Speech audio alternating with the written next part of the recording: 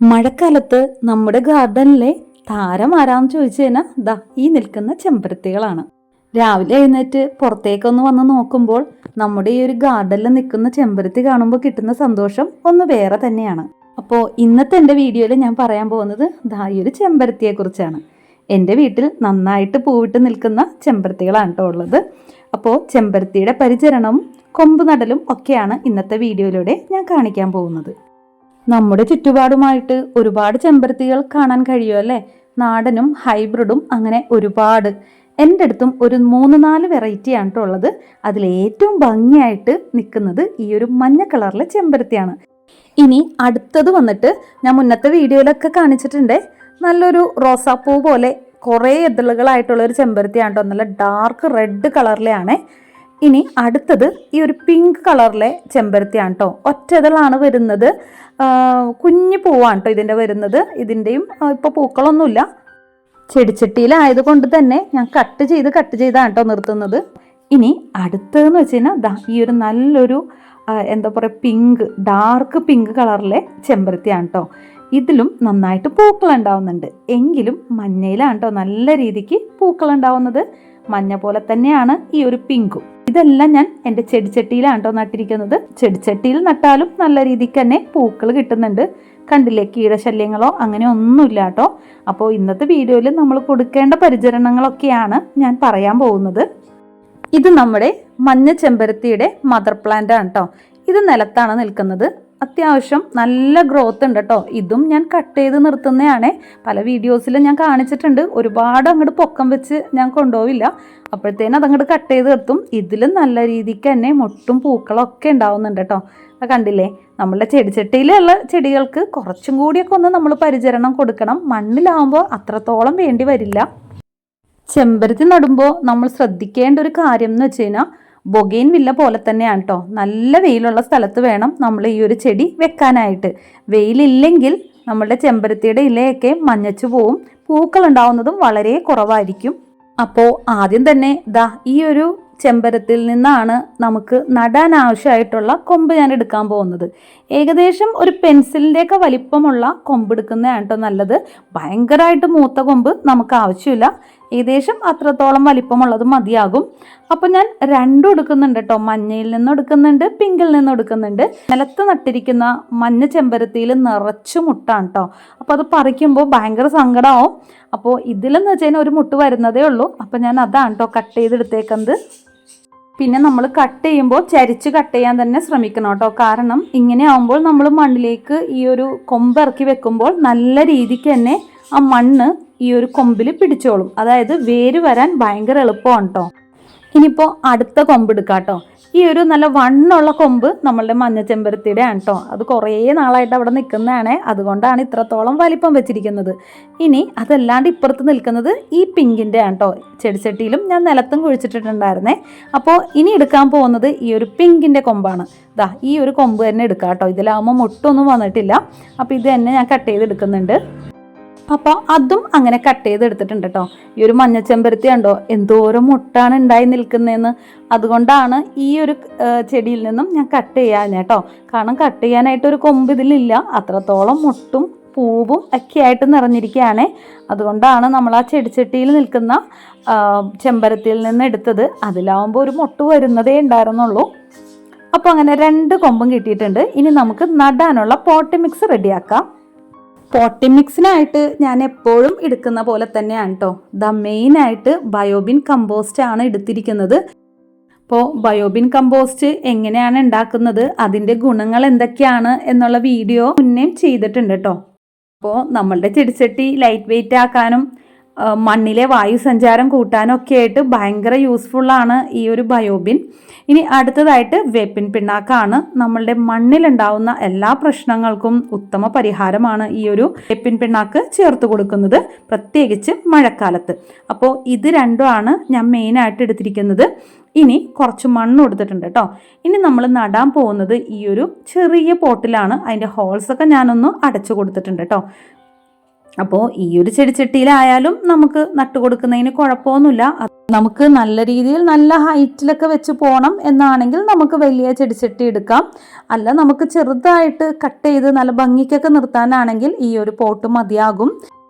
എനിക്ക് പൊതുവെ ചെടികൾ ഇങ്ങനെ ഹൈറ്റ് വെച്ച് പോകുന്നത് അത്ര ഇഷ്ടമല്ല. ഞാൻ അപ്പോഴത്തേനും കട്ട് ചെയ്ത് അങ്ങനെ നിർത്തും. അതുകൊണ്ട് തന്നെയാണ് ഈ ഒരു ചെറിയ പോട്ട് ഞാൻ എടുത്തിരിക്കുന്നത്. ഈ ഒരു ചെറിയ പോട്ടിലാണെങ്കിലും നല്ല രീതിക്ക് തന്നെ ചെമ്പരത്തി വളർന്ന് കിട്ടാറുണ്ട് കേട്ടോ. എൻ്റെ കയ്യിലുള്ള ചെമ്പരത്തി ഞാൻ കാണിച്ചു തരാം. ദാ ഈ ഒരു ചെടിച്ചട്ടി നോക്കിയേ, സെയിം തന്നെയാണ് കേട്ടോ. ഇപ്പം ഞാൻ നടാനായിട്ട് എടുത്തു വെച്ചിരിക്കുന്ന ചെടിച്ചട്ടിയുടെ അതേ വലിപ്പമുള്ള ചെടിച്ചട്ടി തന്നെയാണ് കേട്ടോ. ഇതിൽ നോക്കിയേ ചെമ്പരത്തി പൂവുണ്ടായി നിൽക്കുന്നത്. ഇത് ഞാൻ കട്ട് ചെയ്ത് നിർത്തുന്നതാണേ. കണ്ടോ, ഈ ഒരു രീതിക്ക് വേണമെങ്കിൽ നമുക്ക് നല്ല ഭംഗിയോടുകൂടി നിർത്താം. ഈ കാണുന്ന മണ്ണിൻ്റെ ചട്ടിയാണെങ്കിലും അധികം വലുതൊന്നുമല്ല, പക്ഷെ നോക്കിയേ അതിൽ നിൽക്കുന്നത് നല്ല ഹൈറ്റിൽ പോയിട്ടുണ്ട്. പിന്നെ മതിലിൻ്റെ അപ്പുറം കാണുന്നത് കൊണ്ടാണ് ഞാൻ അങ്ങനെ ആ ഒരു ലെവലിൽ വെട്ടി നിർത്തിയിരിക്കുന്നത്. ഇനിയിപ്പോൾ നമുക്ക് നടാനായിട്ട് തുടങ്ങാം. താഴെ അത്യാവശ്യം ചെമ്പരത്തികൾ ഉള്ളത് കൊണ്ട് മേളിലാണ് കേട്ടോ ഞാൻ ഈ നടുന്ന ചെമ്പരത്തി വെക്കാൻ പോകുന്നത്. അപ്പം ഞാൻ ആവശ്യമുള്ള സാധനങ്ങളൊക്കെ എടുത്തിട്ട് ടെറസിൻ്റെ മുകളിലേക്ക് വന്നിട്ടുണ്ട്. ഇനി ചെടി നടുമ്പോൾ ശ്രദ്ധിക്കേണ്ട കാര്യങ്ങളാണ്. നമ്മൾ ചെമ്പരത്തിയുടെ കൊമ്പ് നട്ട് കഴിഞ്ഞാൽ പെട്ടെന്ന് തന്നെ ചീത്തയായി പോകാനുള്ള ഒരു കാരണം എന്ന് വെച്ച് കഴിഞ്ഞാൽ അതിൽ വെള്ളം കെട്ടിക്കിടക്കുന്നതുകൊണ്ടാണ്.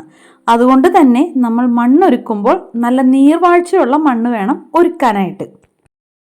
ഞാനിവിടെ ആദ്യം തന്നെ മണ്ണാണ് ചേർത്ത് കൊടുക്കുന്നത്. കുറച്ചൊന്ന് ഫില്ല് ചെയ്തതിന് ശേഷം നമ്മളുടെ ബയോബിൻ കമ്പോസ്റ്റ് ആണ് ചേർത്ത് കൊടുക്കുന്നത്. ഇനിയും കുറച്ചും കൂടി മണ്ണ് ചേർത്ത് കൊടുക്കുന്നുണ്ട്. അങ്ങനെ എല്ലാം കൂടി ഒന്ന് മിക്സിംഗ് ആയിട്ടാണ് ചേർത്ത് കൊടുക്കുന്നത്.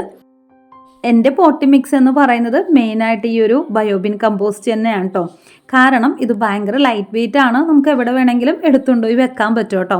എൻ്റെ കൂടുതൽ ചെടികളും ഇരിക്കുന്നത് ടെറസിൻ്റെ മുകളിലായതുകൊണ്ട് തന്നെ ലൈറ്റ് വെയിറ്റ് ആയിട്ടാണ് ഞാൻ മണ്ണൊരുക്കാറ്.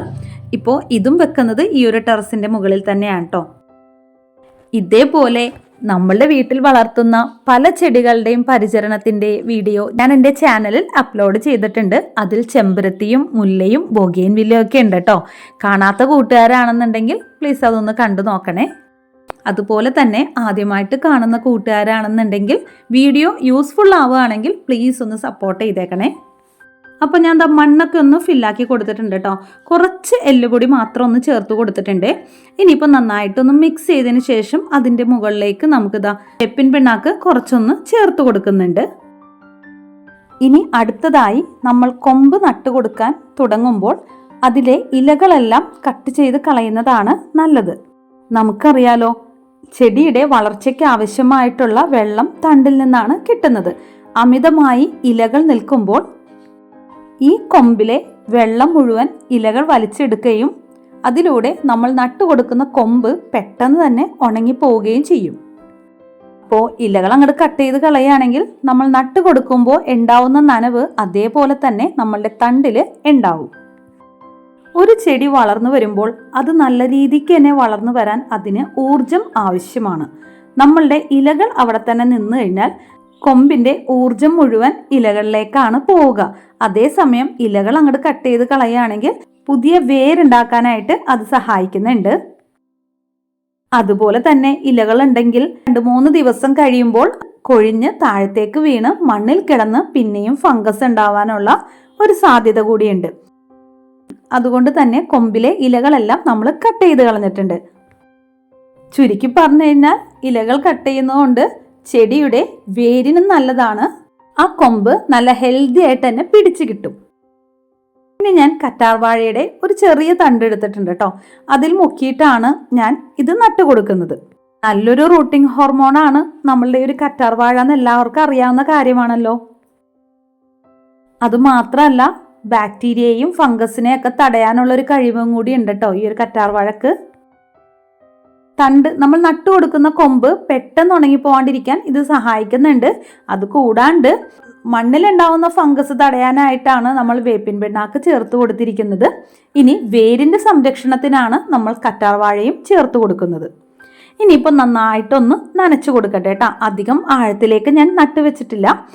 നല്ല രീതിക്ക് തന്നെ വെള്ളം പുറത്തേക്ക് വരുന്ന രീതിയിലാണ് ഞാൻ നനച്ചു കൊടുക്കുന്നത് കേട്ടോ. അപ്പോൾ ചെമ്പരത്തിയുടെ കൊമ്പൊക്കെ നട്ട് കൊടുക്കുമ്പോൾ നമ്മളുടെ വീട്ടിൽ തന്നെയുള്ള പ്രകൃതിദത്തമായ ഈ ഒരു കറ്റാർവാഴയുടെ ജെല്ല് പുരട്ടി കൊടുത്താൽ മതി കേട്ടോ. അതിനായിട്ട് സ്പെഷ്യൽ റൂട്ടിംഗ് ഹോർമോൺ ഒന്നും നമ്മൾ വാങ്ങിക്കേണ്ട കാര്യമില്ല. അല്ലെങ്കിൽ തന്നെ വെറുതെ നട്ടാൽ പോലും ഈ ഒരു ചെമ്പരത്തി നമുക്ക് പെട്ടെന്ന് തന്നെ പിടിച്ച് കിട്ടുന്നതാണ് കേട്ടോ. ഇനിയിപ്പോൾ നമ്മളുടെ ചെമ്പരത്തിയെ ഒന്ന് തണലത്തേക്ക് മാറ്റി വെക്കുന്നുണ്ട്. ഒരു 10-20 ദിവസം തണലത്ത് തന്നെ ഇരിക്കട്ടെ അല്ലേ. നനവൊക്കെ നോക്കിയിട്ട് നമുക്ക് നനച്ചു കൊടുത്താൽ മതി. നന്നായിട്ട് പിടിച്ചതിന് ശേഷം വെയിൽ കിട്ടുന്ന ഭാഗത്തേക്ക് നമുക്ക് മാറ്റി കൊടുക്കാം. അപ്പോൾ ഇത്ര ഉള്ളട്ടെ ഇന്നത്തെ എൻ്റെ വീഡിയോ യൂസ്ഫുൾ ആയെങ്കിൽ പ്ലീസ് ഒന്ന് സപ്പോർട്ട് ചെയ്തേക്കണേ. മറ്റൊരു പുതിയ വീഡിയോ ആയിട്ട് വരുന്നവരെ താങ്ക് യു ഫോർ വാച്ചിങ്.